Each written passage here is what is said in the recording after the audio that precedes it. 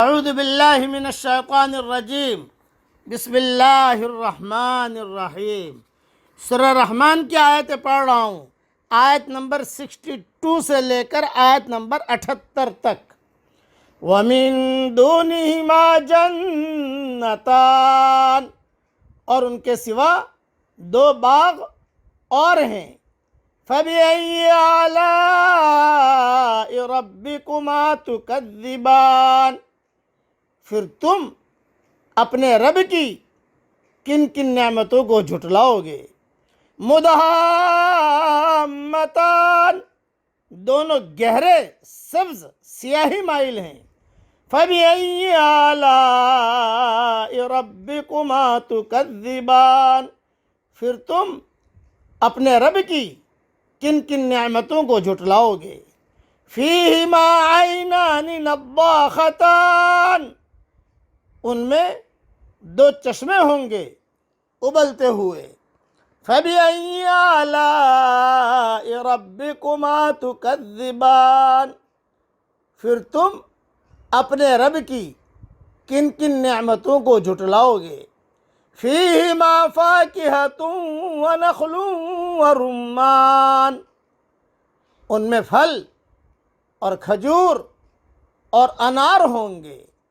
فَبِأَيِّ آلَاءِ رَبِّكُمَا تُكَذِّبَانِ، پھر تم اپنے رب کی کن کن نعمتوں کو جھٹلاؤ گے۔ فِيهِنَّ خَيْرَاتٌ حِسَانٌ، ان میں خوبصورت اور خوبصورت عورتیں ہوں گی۔ فَبِأَيِّ آلَاءِ رَبِّكُمَا تُكَذِّبَانِ، پھر تم اپنے رب کی کن کن نعمتوں کو جھٹلاؤ گے۔ حور مقصورات فی الخیام، حوریں خیموں میں رہنے والیاں۔ اس کی تھوڑی سی تشریح سن لو۔ حدیث شریف میں آیا ہے کہ حضور صلی اللہ علیہ وسلم نے فرمایا، جنت میں موتیوں کے خیمے ہوں گے، ان کا عرض 60 میل ہوگا، اس کے ہر کونے میں جنتی کے گھر والے ہوں گے، اہل ہوں گے، جس کو دوسرے کونے والے نہیں دیکھ سکیں گے۔ مومن اس میں گھومے گا۔ یہ حدیث صحیح بخاری شریف میں ہے۔ فَبِأَيِّ آلَاءِ رَبِّكُمَا تُكَذِّبَانِ، پھر تم اپنے رب کی کن کن نعمتوں کو جھٹلاؤ گے۔ لَمْ يَطْمِثْهُنَّ إِنسٌ قَبْلَهُمْ وَلَا جَانٌّ، ان سے پہلے ان کو نہ کسی انسان نے ہاتھ لگایا ہوگا اور نہ کسی جن نے۔ فَبِأَيِّ آلَاءِ رَبِّكُمَا تُكَذِّبَانِ، پھر تم اپنے رب کی کن کن نعمتوں کو جھٹلاؤ گے۔ مُتَّكِئِينَ عَلَى رَفْرَفٍ خُضْرٍ وَعَبْقَرِيٍّ حِسَانٍ، تکیہ لگائے سبز مسندوں پر اور قیمتی نفیس بچھونے پر۔ اس کی تھوڑی سی تشریح سن لیجئے۔ رفرف یہ مسند غالیچہ یا اس قسم کا عمدہ فرش۔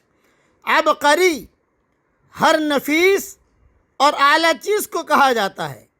حضرت محمد صلی اللہ علیہ وسلم نے یہ عبقری کا لفظ حضرت عمر رضی اللہ تعالیٰ عنہ کے لیے استعمال فرمایا ہے، اور فرمایا، میں نے کوئی عبقری ایسا نہیں دیکھا جو عمر کی طرح کام کرتا ہو۔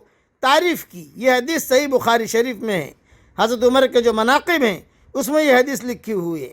مطلب یہ ہے کہ جنتی ایسے تختوں پر فروکش ہوں گے جس پر سبز رنگ کی مسندیں، غالیچے اور اعلیٰ قسم کے خوبصورت منقش فرش بچھے ہوں گے۔